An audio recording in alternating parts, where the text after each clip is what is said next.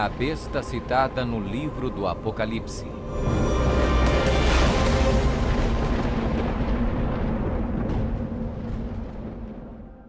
O livro do Apocalipse é um dos livros mais amplamente discutidos e debatidos entre estudantes da Bíblia e acadêmicos seculares. Em suas páginas estão registradas as advertências mais aterradoras e profecias explícitas que se possa imaginar. Bem-aventurado aquele que guarda as palavras da profecia deste livro. Um dos símbolos mais cativantes, mas muitas vezes mal interpretado das escrituras apocalípticas do Apocalipse, está no capítulo 13, onde fala sobre a besta do mar, que muitas vezes é referida simplesmente como a besta. Durante séculos, muitas pessoas têm incessantemente especulado qual a identidade da besta. A Bíblia, no entanto, é o seu próprio intérprete. Ao comparar Escritura com Escritura e permitindo que a Bíblia se interprete a si mesma, a identidade da besta torna-se indiscutivelmente clara. Observação: nas profecias bíblicas, a besta simplesmente representa um reino. A besta do mar está inexoravelmente ligada a dois outros símbolos usados na Bíblia, todos representando o mesmo poder e o mesmo reino. Apocalipse 17. A prostituta montada numa besta de 7 cabeças. Daniel 7. O chifre pequeno.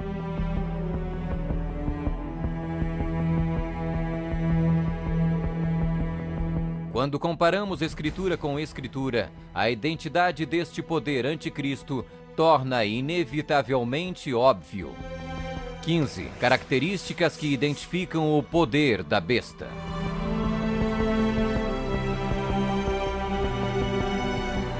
1. É uma igreja e uma cidade. E a mulher, prostituta, que viste é a grande cidade que reina sobre os reis da terra. Apocalipse 17, 18. Observação: na profecia, a mulher é igual à igreja, a prostituta, mulher, portanto, igual uma apóstata, igreja infiel. 2. Está sentada sobre 7 montes.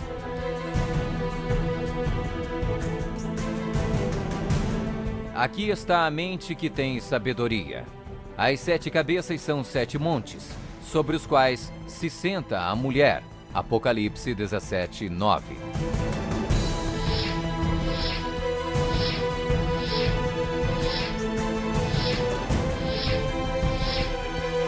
Está vestida de púrpura e escarlate, e é adornada de ouro e pedras preciosas. A mulher, igreja, estava coberta de púrpura e escarlate, e adornada de ouro, de pedras preciosas e pérolas. Apocalipse 17, 4. 4. Exerce poder sobre todos os habitantes da terra. Também foi-lhe dada autoridade sobre toda a tribo, povo, língua e nação. 5. Surgiu de uma área densamente povoada, com uma diversidade cultural.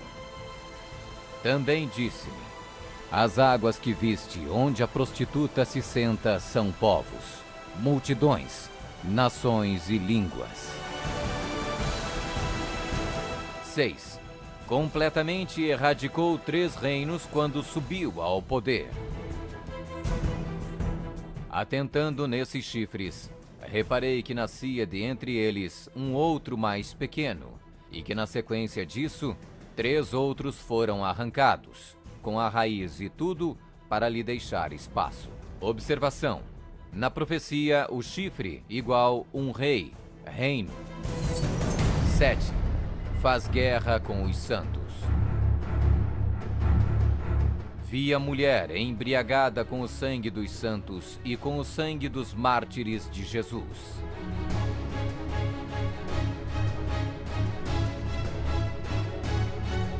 8. tem um único homem que age e fala por todos. Eis que neste chifre havia olhos, como os de homem, e uma boca que falava com grande insolência. 9. O soberano deste reino se levanta contra tudo que se chama Deus. Ninguém de nenhum modo vos engane. O homem da iniquidade é revelado, o filho da perdição, o qual se opõe e se levanta contra tudo que se chama Deus, o objeto de culto, a ponto de assentar-se no santuário de Deus, ostentando-se como se fosse o próprio Deus. 10. O soberano deste reino identifica-se com o número 666. Aqui está a sabedoria. Aquele que tenha entendimento, calcule o número da besta, pois é número de homem. Ora, esse número é 666.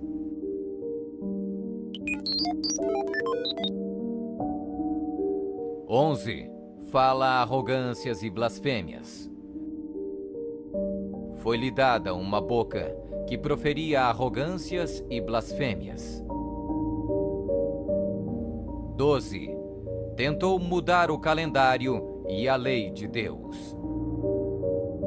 E cuidará em mudar os tempos e a lei.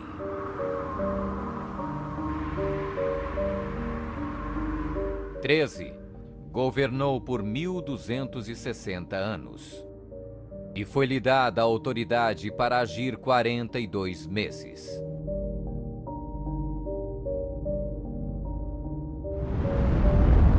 Observação: um dia profético igual um ano literal. Ano lunar, 354 dias. Ano solar, 365 dias. Ano bíblico lunisolar, uma média de 360 dias. 42 meses, igual 3,5 anos, igual 1260 dias. 1260 dias proféticos, igual 1260 anos. 14. Sua autoridade foi destituída por um poder civil e foi tomada em cativeiro. Se alguém leva para cativeiro vai. Se alguém matar à espada, necessário é que seja morto à espada. Observação: a espada aqui indica o poder civil. 15. Foi mortalmente ferida, mas acabará por se recuperar. Então vi uma dessas cabeças como golpeada de morte, mas essa ferida mortal foi curada, e toda a terra se maravilhou, seguindo a besta.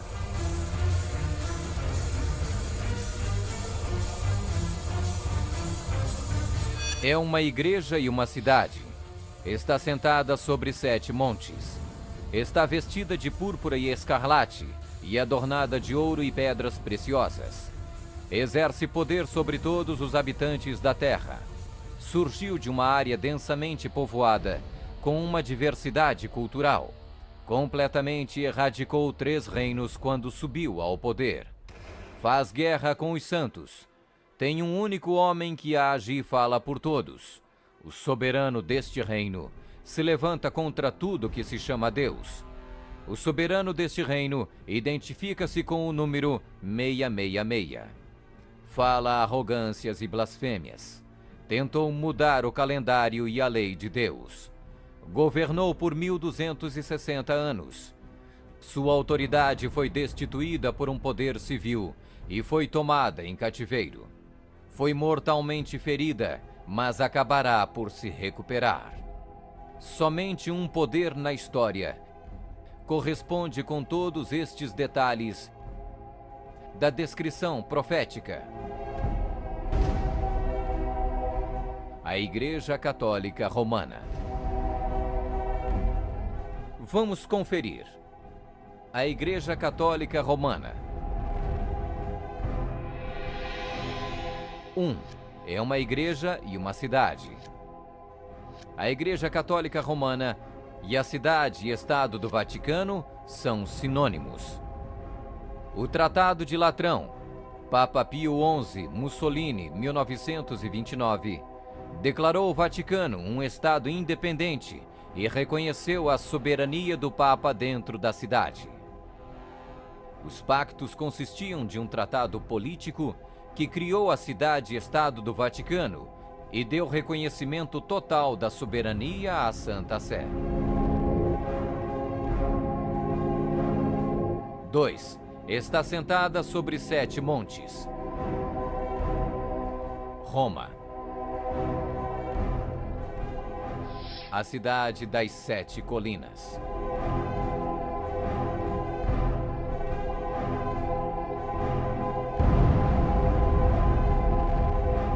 Palatino, o Capitólio, o Aventino, Célio, Esquilino, o Viminale, Quirinale. O local histórico de Roma, nas famosas 7 colinas, foi ocupado durante a Idade do Bronze.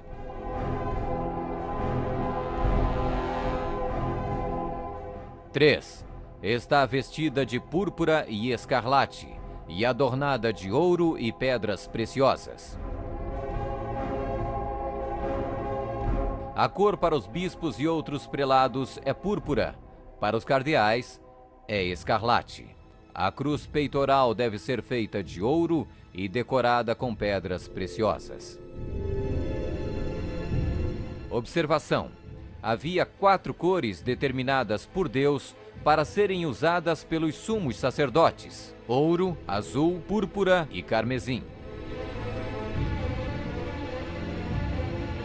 Disse o Senhor a Moisés: fala aos filhos de Israel e diz-lhes que nos cantos das suas vestes façam borlas pelas suas gerações, e as borlas em cada canto presas por um cordão azul. E as borlas vos serão, para vendo-as, vos lembreis de todos os mandamentos do Senhor, e os cumprais.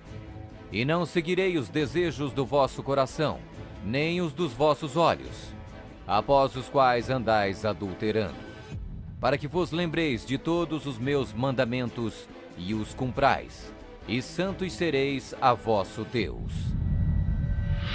4. Exerce autoridade sobre todos os habitantes da terra. Nós definimos que a Santa Sé Apostólica e o Pontífice Romano têm a supremacia sobre todo o mundo, sobre o qual não existe autoridade superior. O Papa Gregório se declara como direto herdeiro da comissão ilimitada sobre todas as almas. 5. Surgiu de uma área densamente povoada com uma diversidade cultural. A Igreja-Estado Católica Romana surgiu do meio de 10 tribos, monarquias originais da Europa. Anglo-saxões, Inglaterra; germanos, Alemanha; visigodos, Espanha; francos, França; lombardos, Itália; burgundos, Suíça; suevos, Portugal; érulos; ostrogodos; vândalos;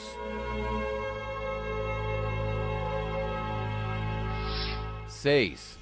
Completamente erradicou 3 reinos quando subiu ao poder. A história registra que o Papado de Roma eliminou 3 das 10 originais tribos da Europa: os vândalos, 454 d.C., os érulos, 493 d.C., os ostrogodos, 538 d.C. O imperador católico Zeno preparou um tratado com os ostrogodos em 487, o qual resultou na erradicação do reino ariano dos érulos em 493. E o imperador católico Justiniano exterminou os vândalos arianos em 534 e, significativamente, quebrou o poder dos arianos ostrogodos em 538. Assim foram os 3 chifres de Daniel: os érulos, os vândalos e os ostrogodos, arrancados pela raiz. Hoje não existe uma única linhagem que pode ser rastreada até um destes 3 reinos. Eles foram literalmente erradicados, arrancados pela raiz. 7. Faz guerra com os santos.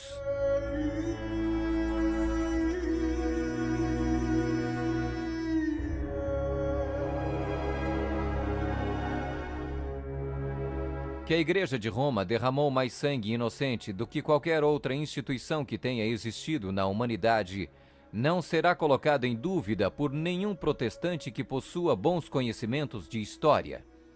É impossível formar uma ideia completa do enorme número de vítimas, e é quase certo não existir poder de imaginação capaz de compreender adequadamente seu sofrimento.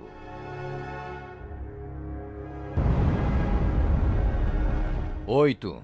Tem um único homem que age e fala por todos. O Papa é o único porta-voz de toda a Igreja Romana. 9. O soberano deste reino se levanta contra tudo que se chama Deus. Nós detemos nesta terra o lugar de Deus Todo-Poderoso.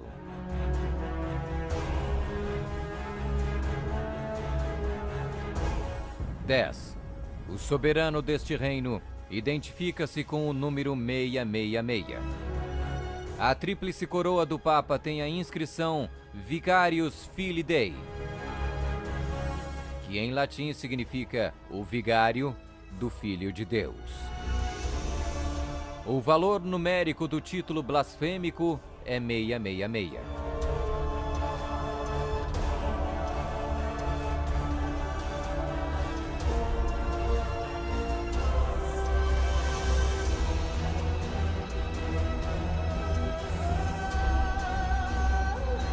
11.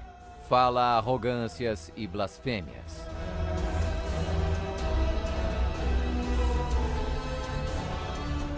A Sagrada Escritura define blasfêmia como 1. Afirmam ser Deus na terra. O Papa não é apenas o representante de Jesus Cristo, mas ele é Jesus Cristo, ele mesmo oculto sob o véu da carne. 2. Afirma o poder de perdoar pecados. Esta autoridade judicial irá até mesmo incluir o poder de perdoar pecados. 3. Perseguir o povo do Altíssimo em nome do Altíssimo. Devemos classificar a Inquisição como uma das manchas mais negras dos registros da humanidade. Alguns historiadores estimam que mais de 100 milhões de pessoas foram mortas pela Igreja Romana durante a Inquisição. Sob um véu de cristianismo, a besta perseguiu e matou os verdadeiros seguidores de Deus e outros que não conformaram com suas regras. 12. Tentou mudar o calendário e a lei de Deus. O Papa é de tão grande autoridade e poder que pode modificar, explicar ou interpretar mesmo as leis divinas. O domingo é uma instituição católica e sua pretensão de observância pode ser defendida somente em princípios católicos. Do início ao fim das Escrituras, não há uma única passagem que justifique a transferência do culto público semanal do último dia da semana para o primeiro. A Igreja Católica declara naturalmente ter sido a mudança do sábado para o domingo um ato seu, e o ato é um sinal de sua autoridade eclesiástica. Observação: esta mudança não foi simplesmente uma troca de dias de culto, foi uma mudança de calendários. No século IV, Roma adotou um falso calendário pagão e proibiu o calendário lunisolar bíblico.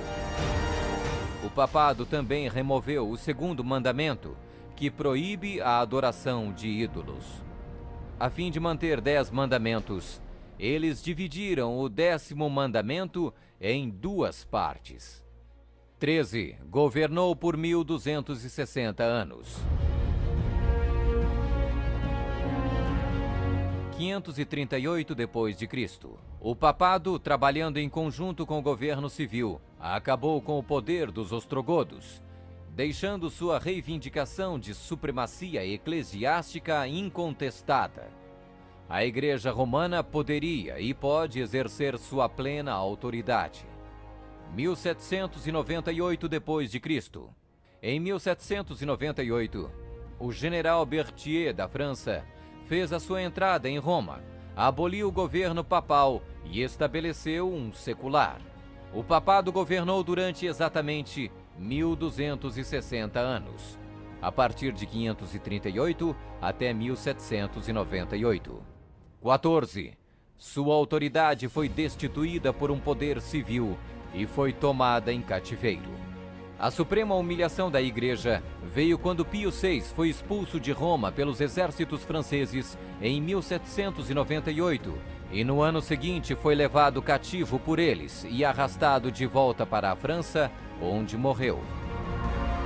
15. Foi mortalmente ferida, mas acabará por se recuperar. O papado foi mortalmente ferido. O general Berthier aboliu o governo papal. A ferida começa a sarar e o papado revive. 1929. Roma foi concedida o soberano estatuto extraterritorial em 1929 pelo Tratado de Latrão e Concordata. Eis que venho sem demora. Bem-aventurado aquele que guarda as palavras da profecia deste livro.